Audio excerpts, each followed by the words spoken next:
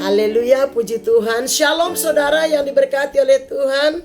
Boleh lambaikan tangan saudara semuanya, sama-sama katakan shalom. Puji Tuhan saudaraku. Selamat bertemu kembali dalam anugerah Tuhan di ibadah raya kita hari ini. Saya percaya semua kita bersuka cita untuk mendengarkan firman Tuhan. Amin. Saya yakin saudara semuanya sudah disegarkan, sudah dikuatkan, disemangati sebentar tadi lewat pujian penyembahan yang saudara sudah lakukan. Amin saudaraku. Dan sekarang kita akan dengarkan firman Tuhan. Saya mau sapa sekali lagi buat kita semuanya. Saudara semuanya sudah siap diberkati oleh firman Tuhan. Amin. Karena kita tadi sudah berdoa, sekarang kita langsung saja. Oke, puji Tuhan. Saudara yang diberkati oleh Tuhan, khususnya saudara yang ada jemaat kekasih, jemaat tersayang, jemaat GBI Bahasa Bandar Sunway Mentari Kuala Lumpur Malaysia. Mari teman-teman kita buka Alkitab kita. Hari ini kita akan berbicara tentang hidup yang berdampak. Tema kita adalah hidup yang berdampak. Ya saudara. Saudara buka Alkitab saudara di kitab Injil Matius pasal yang kelima.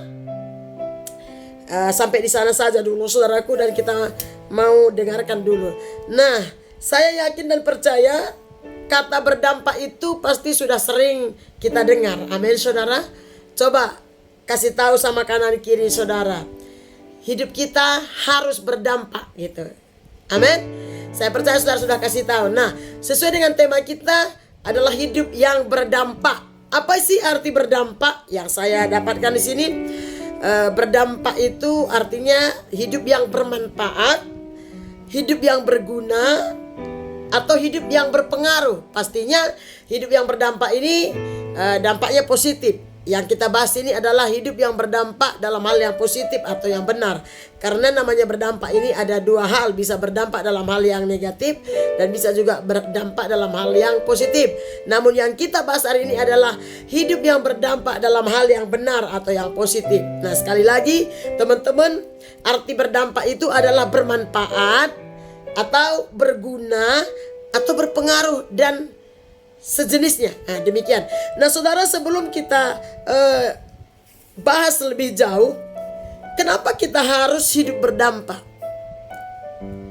Sebagai anak-anak Tuhan, sebagai orang percaya, seberapa penting sih kita harus hidup berdampak? Saya yakin kita selalu dengar kalimat ini. Tapi yang menjadi pertanyaannya, sudahkah kita menghidupi yang namanya berdampak ini? Nah kenapa kita harus hidup berdampak? Kenapa kita perlu berdampak gitu, atau bermanfaat, atau berguna, berpengaruh? Semua kita mungkin tahu.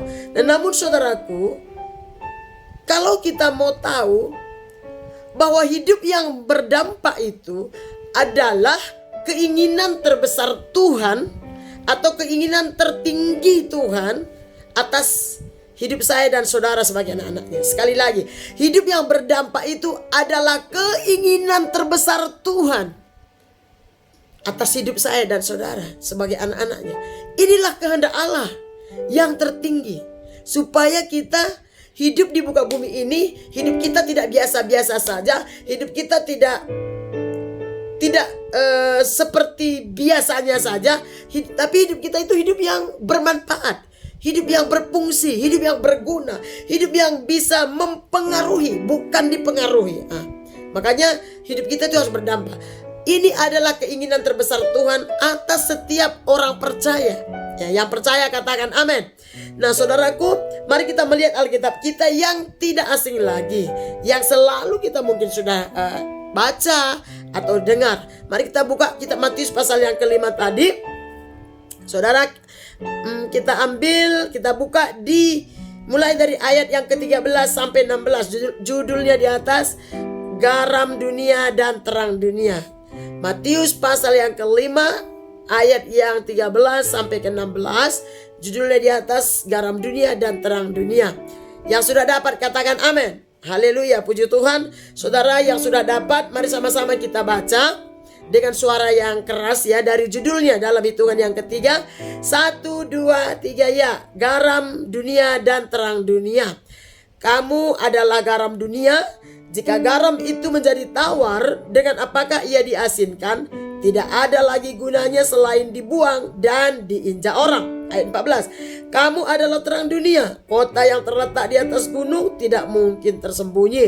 Lagi pula orang tidak menyalakan pelita lalu meletakkannya di bawah gantang, melainkan di atas kaki dian, sehingga menerangi semua orang di dalam rumah itu. Ayat 16. Demikianlah hendaknya terangmu bercahaya di depan orang, supaya mereka melihat perbuatanmu yang baik dan memuliakan Bapamu yang di sorga. Yang percaya katakan amin.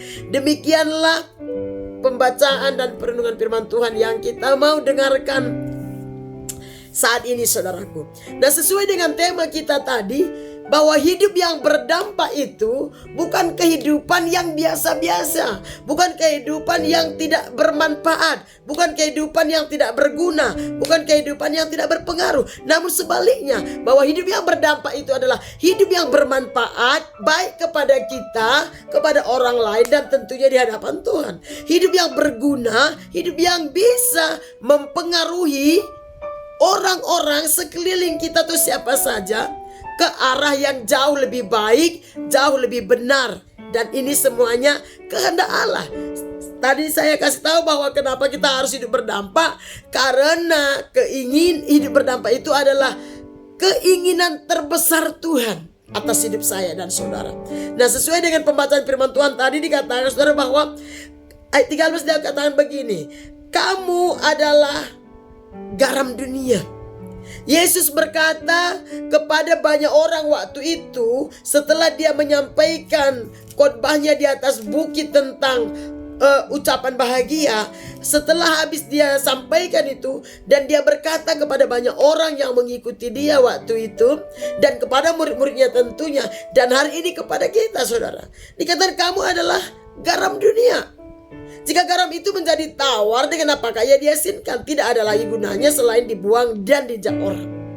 Nah, saya dan saudara sebagai pengikut Kristus, sebagai anak-anak Tuhan, Tuhan berkata bahwa kita ini adalah garam dunia. Ya, semua kita tahu garam. Kita bukan garam dapur, tapi kita garam dunia. Amin. Kenapa dilambangkan sebagai garam? Saudara, kita semua tahu garam itu adalah satu benda yang bisa memberi rasa. Pastinya rasa enak. Yang tidak membutuhkan garam adalah orang yang sakit, yang punya darah tinggi akut, gitu ya saudara. Itu dilarang makan garam. Namun selebihnya semua orang membutuhkan garam, saudara. Kenapa? Karena garam itu sifatnya satu, mempengaruhi. Dia mempengaruhi yang ada di sekelilingnya. Misalkan kita kalau masak apa saja, makanan khususnya ya saudara, sayur, lauk apa, seenak apapun lauk atau sayur yang kita masak, kalau tidak dikasih garam, itu makanan hambar dan pasti tidak enak. Nah, garam itu fungsinya memberi rasa, dia mempengaruhi yang ada di sekelilingnya, dia memberi rasa enak, memberi rasa kenikmatan. Supaya makanan itu nikmat dan enak bisa dinikmati, itu harus dikasih garam. Dan garam itu juga dia bisa menahan kebusukan, menahan dosa artinya. Nah, Tuhan berkata kamu adalah garam dunia. Artinya bahwa kita harus memberi rasa. Hidup kita, karakter kita, keberadaan kita, sikap tingkah laku kita, cara berbicara kita, cara kita bertingkah laku, cara bekerja kita. Mungkin yang masih single, cara berpacarannya. Yang sudah berumah tangga, caranya membangun rumah tangganya harus berdampak. Harus bisa memberi rasa yang baik, memberi rasa yang indah, memberi rasa yang menyenangkan dan menyukakan hati Tuhan. Itu maksudnya garam, memberi rasa enak, saudara. Nah, ini kehendak Tuhan yang terbesar untuk semua pengikutnya, orang Kristen atau orang percaya. Supaya semua orang Kristen itu bisa memberi rasa enak, memberi rasa yang baik. Artinya bukan sekedar kita menjadi berkat. Kita memang harus menjadi berkat, menjadi teladan, tapi berdampak itu jauh lebih tinggi nilainya dan kualitasnya dibandingkan menjadi berkat dan teladan. Walaupun itu harus ada di sana. Demikian juga ayat 14 dia katakan kamu adalah terang dunia.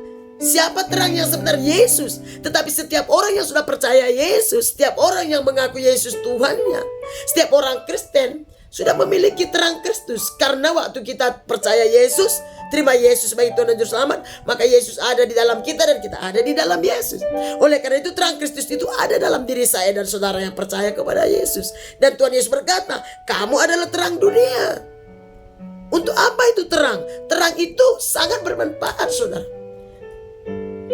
Manfaat terang itu jelas sekali, itu menerangi yang gelap. Dimanapun ada kegelapan, kalau ada di bawah terang sekecil apapun, maka gelap itu akan sirna. Artinya saya dan saudara sebagai anak-anak Tuhan, Tuhan rindu, Tuhan mau, bahkan Tuhan perintahkan, Tuhan kehendaki, dan inilah kehendak Tuhan yang terbesar.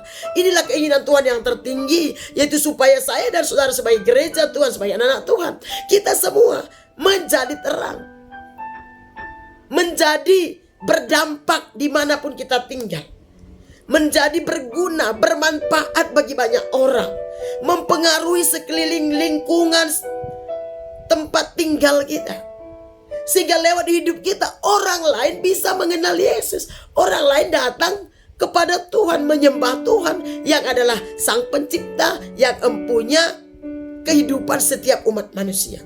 Nah, Yesus merindukan ini.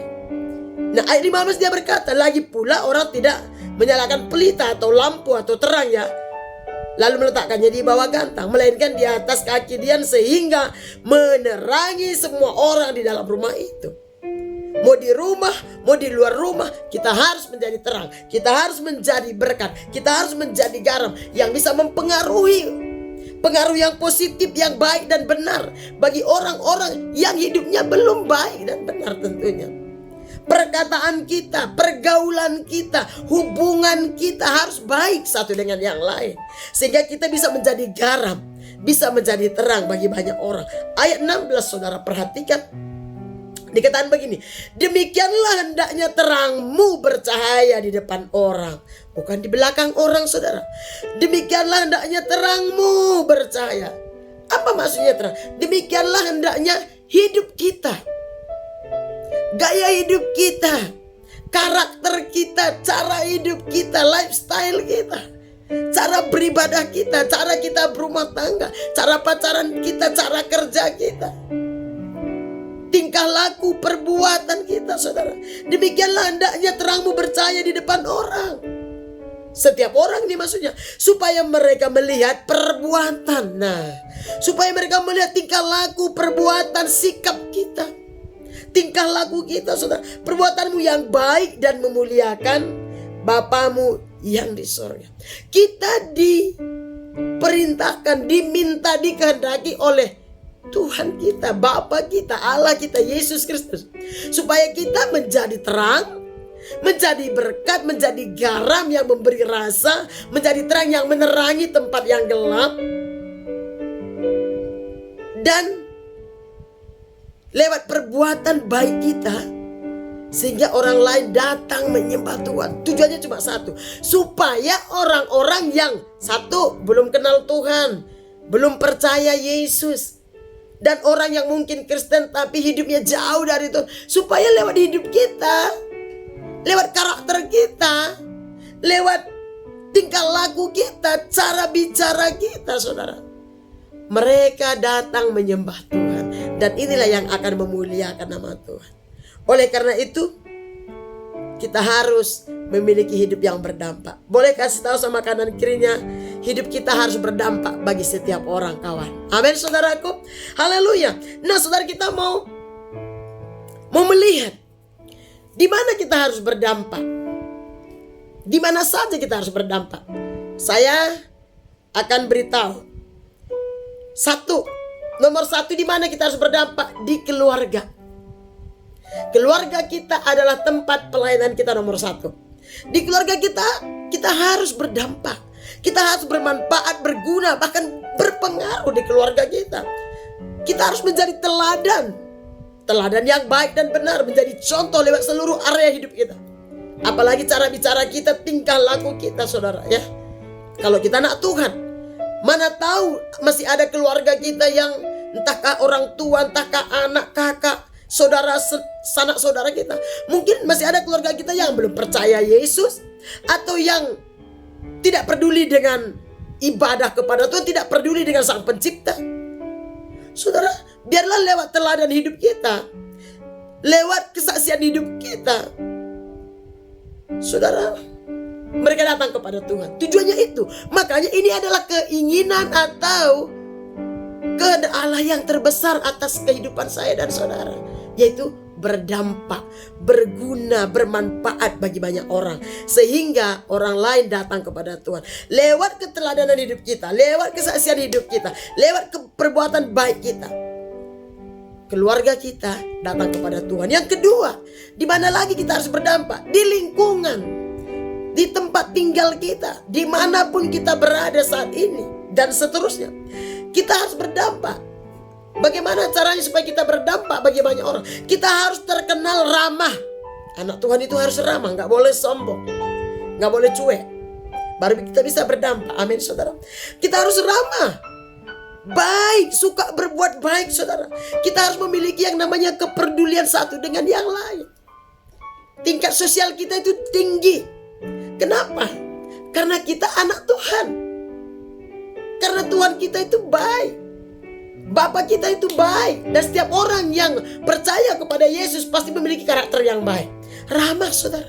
Dengan keramahan, perbuatan baik, kepedulian kita kepada tetangga-tetangga kita, lingkungan kita di mana kita tinggal, saudara, maka kita akan menjadi berkat, kita akan menjadi terang, kita akan menjadi garam, kita akan berdampak bagi banyak orang.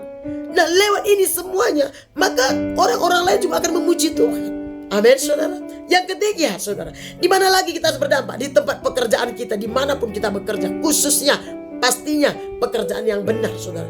Di tempat pekerjaan kita harus berdampak, saudara. Kita harus berguna, bermanfaat. Kita harus berpengaruh di tengah-tengah pekerjaan kita, sehingga kita bisa membawa jiwa datang kepada Tuhan. Kenapa banyak orang Kristen gak bisa membawa jiwa datang kepada Tuhan? Karena hidupnya belum berdampak mungkin, ya. Kemungkinan besar. Nah, bagaimana caranya supaya kita berdampak atau berguna, bermanfaat gitu? Sehingga kita bisa menjadi terang dan garam Kristus. Nomor satu, kalau di tempat pekerjaan, kita harus kedapatan menjadi pekerja yang rajin, karyawan yang rajin, saudara. Apalagi jujur, ya, karena ada banyak orang bekerja tidak jujur. Saya harap tidak ada di antara saudara katanya mau ke toilet padahal sebenarnya enggak gitu, ya kan. Jauh-jauh lah itu. Jujur, saudara. Apalagi supaya kita bisa berdampak dengan pekerjaan kita harus menjadi pekerja yang atau karyawan ataupun bos mungkin, ya, bertanggung jawab, saudara. Bertanggung jawab atas semua pekerjaan yang dipercayakan kepada kita. Maka kita akan menjadi berdampak. Kita akan dipercaya oleh banyak orang, ya, apalagi bos-bos kita, gitu, ya. Di mana lagi kita harus berdampak? Di bangsa dan negara itu sudah menjadi lebih luas. Gak apa-apalah, sedikit-sedikit kita tahu, ya kan. Kita harus berdampak juga bagi bangsa dan negara kita. Yang paling simpel, bagaimana cara supaya kita berdampak? Ini yang paling simpel, walaupun banyak hal yang boleh kita kerjakan. Yang paling simpel, kita harus, misalkan gini, kalau di kampung-kampung biasanya ada gotong royong, kan. Harus ikut dong. Jangan giliran gotong royong kita cepat keluar dari rumah kita, ya kan. Pura-pura ada kerjaan kesana kemari. Ini nggak jadi berkat. Orang Kristen kalau ada misalkan di kampung kita, di desa kita, ada gotong royong yang dianjurkan oleh pemerintah setempat, kita harus nomor satu hadir di sana. Amin, saudara. Berdampak. Karena lewat itu orang akan melihat kita, siapa kita. Jangan sempat lah kita ini anak-anak Tuhan mengaku orang Kristen, tapi giliran ada gotong royong, ini masalah kecil. Kita gak pernah ada di sana, gitu, ya. Atau kita sering absen. Yang lain apalagi? Bagaimana kita bisa berdampak bagi bangsa dan negara? Mau kita kerja, apalagi kerja pemerintah, gitu, ya. Jangan korupsi, ya kan, saudara. Apa kata dunia kalau anak-anak Tuhan banyak korupsi? Ya, sangat menyedihkan. Dan sebagainya. Kita bisa berdampak bagi bangsa dan negara kita, sehingga nama Tuhan dipermuliakan. Tujuannya cuma satu, supaya Tuhan dipermuliakan, supaya jiwa-jiwa orang-orang mengenal Tuhan lewat hidup saya dan saudara, dimanapun kita berada. Terakhir, saudara, dimana kita harus berdampak? Yang paling penting, kita harus berdampak Saya dan saudara harus berdampak bagi Tuhan. Kita harus berdampak di gerejanya Tuhan. Kita harus berdampak untuk pekerjaannya Tuhan, saudara. Kenapa? Karena ini kehendak Allah tertinggi atas hidup saya. Kalau saudara mau tahu apa sih yang Tuhan kehendaki atas hidupku, nomor satu yang Tuhan mau, saya dan saudara berdampak. Seperti Yesus tadi bilang, kamu adalah terang, kamu adalah garam. Jadi garamlah, jadi teranglah, jadi berkatlah. Supaya lewat perbuatanmu, lewat hidupmu, orang lain memuliakan Bapamu yang di sorga.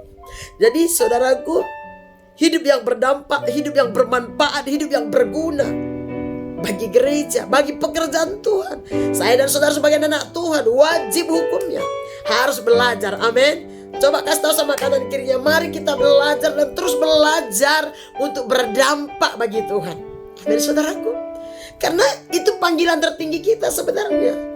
Kalau kita baca di Injil Yohanes, Tuhan berkata begini, kamu harus berbuah, harus menghasilkan buah. Kalau tidak, pohon itu akan kutebang. Nah saudara, kita harus berdampak. Bagaimana caranya supaya kita berdampak bagi Tuhan, bagi gereja, bagi pekerjaan Tuhan? Tidak ada yang lain. Nomor satu, kita harus penuh kasih. Karena kasih adalah jawaban untuk semuanya. Artinya kita harus ada kasih, belas kasihan, menjadi orang Kristen, anak-anak Tuhan yang pemaaf. Apalagi saudara, orang-orang Kristen yang suka menolong, yang ada kepedulian satu dengan yang lain. Lewat kepedulian kita, lewat kasih kita, saudara, kita akan menjadi berkat. Kita akan menjadi contoh, menjadi teladan yang baik. Kita akan menjadi terang dan garam Tuhan. Kita akan menjadi saksi Kristus yang terbuka. Sehingga orang tidak usah baca Alkitab, buka Alkitab pun orang dunia, dia bisa melihat Yesus. Dia bisa melihat pribadi Yesus, kebaikan Yesus dalam diri saya dan saudara. Yang percaya katakan amin. Apalagi bagaimana cara supaya kita berdampak?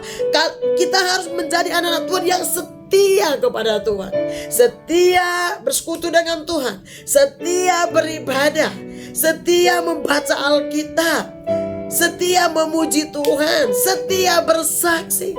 Kita harus memiliki ketaatan kepada perintah-perintah Tuhan supaya kita berdampak, saudara. Kalau kita saja anak Tuhan gak setia, gimana orang lain yang tidak mengenal Tuhan? Apalagi yang bisa membuat kita berdampak bagi banyak orang sehingga nama Tuhan dimuliakan. Saya dan saudara sebagai anak Tuhan, kita harus memiliki karakter yang namanya ramah tamah. Coba bilang sama kanan kiri, mari jadi pribadi yang ramah tamah. Siapa sih yang gak suka dengan orang yang ramah? Kalau ada orang ramah, kita suka bilang, ih ramah kali dia ya, enaklah berteman dengan dia, ramah banget orangnya. Wah, mau berdampak simple, jadi pribadi yang ramah. Di mana saja kita ramah. Ya saudara, tidak sombong gitu ya, ramah. Apalagi rajin. Anak Tuhan rajin. Saya dan saudara harus menjadi anak Tuhan yang rajin. Anak Tuhan gak boleh malas, saudara. Amin. Bilang lagi sama kanan kirinya, aku percaya bukan kau orangnya yang malas itu, gitu ya. Supaya kita bisa berdampak, kita harus menjadi ramah, rajin. Saudara, menjadi anak Tuhan yang berkomitmen untuk pekerjaan Tuhan, berkomitmen melayani Tuhan, suka mengabdi kepada Tuhan. Maka hidup saudara kan berdampak, saudara. Berkomitmen, apalagi saudaraku, murah hati. Coba bilang sama kanan kirinya, saya anak Tuhan yang murah hati. Amin. Karena di mana ada kemurahan hati, di situ ada kerendahan hati. Di mana ada kerendahan hati, di situ ada kemurahan hati. Supaya kita berdampak baik di keluarga, lingkungan, pekerjaan, bangsa dan negara, terlebih di gereja. Kita harus murah hati, saudara. Amin. Apa itu murah hati, Bu? Suka memaafkan, suka menolong orang, peduli kepada sesama dia. Dan yang terakhir, saudara, kita harus menjadi anak-anak Tuhan yang suka berkorban, tidak hitung-hitungan. Amin. Bilang lagi sama kanan kirinya, mari kita menjadi anak-anak Tuhan yang suka berkorban. Tahu gak saudara?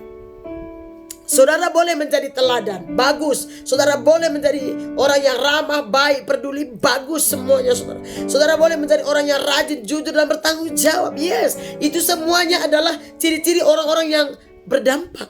Saudara boleh menjadi orang yang penuh kasih, pemaaf, setia dan taat. Itu adalah karakter-karakter orang-orang yang berdampak. Orang-orang yang bermanfaat hidupnya dimanapun dia berada. Orang-orang yang berguna, orang-orang yang berfungsi, orang-orang yang berkenan di hati Tuhan. Tapi ada yang lebih berdampak, yaitu suka berkorban. Amin, saudara. Orang yang suka berkorban itu adalah orang yang punya dampak. Contoh saudara, misalkan contoh. Kalau ada satu keluarga misalkan di kampung kita atau di desa kita, saudaraku,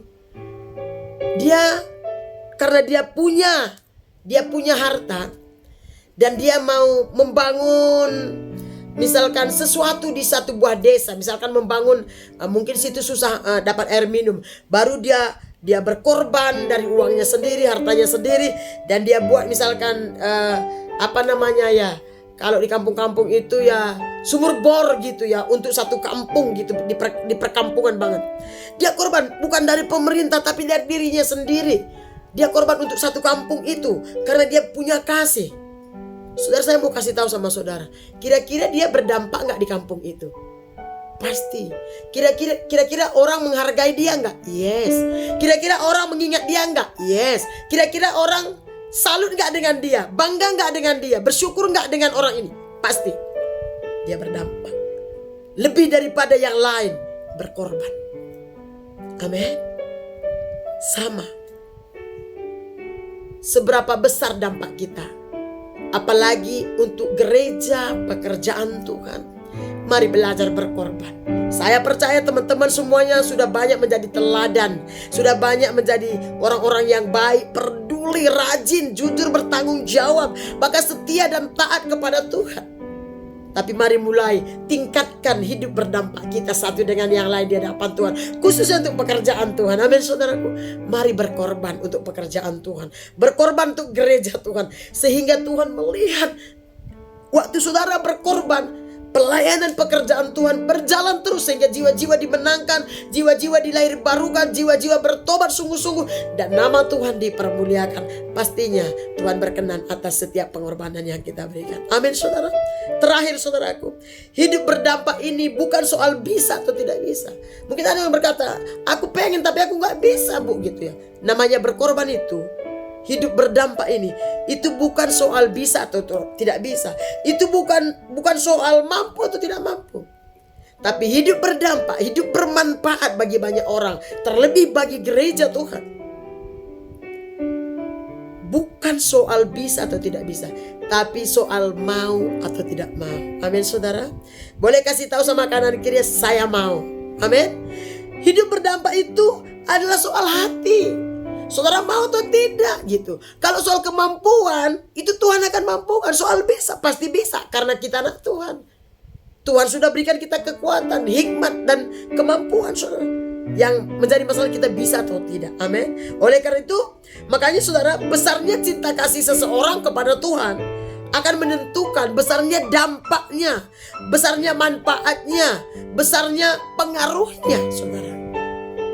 Biar lewat kebenaran firman Tuhan hari ini, kita mulai tingkatkan keberdampakan kita dimanapun kita berada. Keluarga, lingkungan, pekerjaan, bangsa dan negara di mana kita tinggal, terlebih bagi pekerjaan Tuhan. Amin. Amin, saudara. Sama-sama katakan, saya mau hidup berdampak bagi Tuhan. Haleluya, puji Tuhan, saudara. Demikian firman Tuhan yang boleh saya sampaikan. Boleh tutup Alkitab saudara.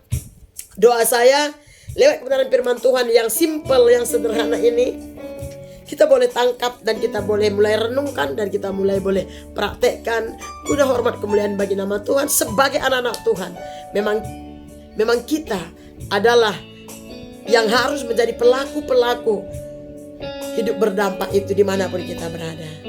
Amin, saudaraku. Mari saya undang kita bangkit berdiri.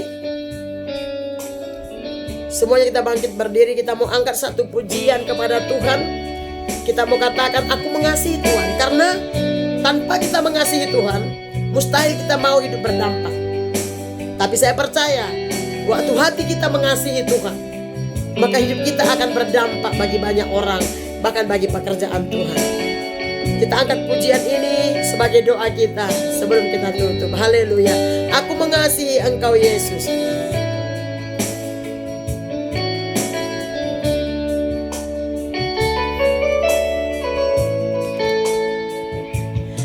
Aku mengasihi Engkau Yesus dengan segenap hatiku. Aku mengasihi Engkau Yesus dengan segenap jiwaku. Sekali lagi, aku mengasihi Engkau Yesus dengan segenap hatiku. Aku mengasihi Engkau Yesus dengan segenap jiwaku. Kurenungkan firman-Mu siang dan malam, ku pegang perintah-Mu dan ku lakukan. Engkau tahu ya Tuhan, tujuan hidupku hanyalah untuk menyenangkan hati-Mu.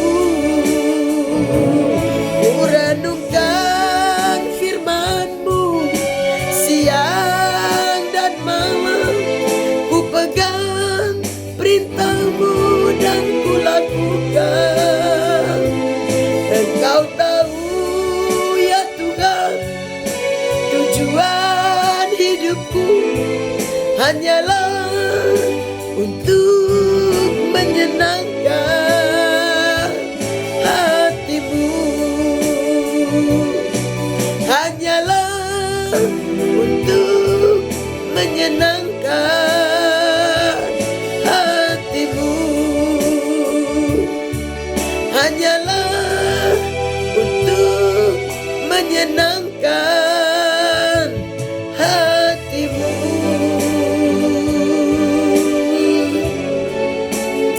Haleluya. Terima kasih Tuhan Yesus.